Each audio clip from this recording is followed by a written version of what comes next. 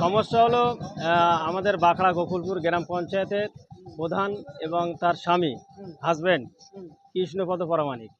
উনি আমরা দীর্ঘদিন পঞ্চায়েতের সদস্য হওয়ার পরেও এবং আমি একজন সঞ্চালক, তারপরেও কিন্তু আমাদের সঙ্গে আলোচনা না করে উনি নিজের মতো করে কাজ করতে চাইছেন এবং জনসাধারণের কোনো পরিষেবা উনি পেতেন না, কেউ পায় না এবং পঞ্চায়েতেও উনি আসেন না এবং পঞ্চায়েতের টোটাল কাজই ওনার হাজব্যান্ড উনি আসেন এবং পঞ্চায়েত ঠিকঠাক চলছেই না। সেই কারণের জন্য আমরা দল মত নির্বিশেষে কংগ্রেস, আইএসএফ, নির্দল, বিজেপি এবং সিপিএম, তৃণমূল এরা একজোট হয়ে এই দুর্নীতির বিরুদ্ধে আমরা সোচ্চার হয়ে আজকে এই অপসারণ আমরা প্রধান ছিল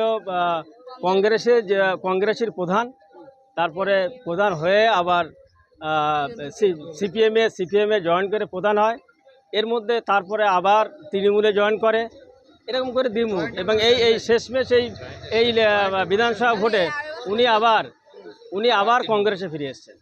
এই হচ্ছে ওর পরিচয়। সেই জন্য আমরা সর্বদলীয়ভাবে একজোট হয়ে। কোন দল থেকে জয়লাভ করেছিলেন উনি? কংগ্রেস। আপনার নাম?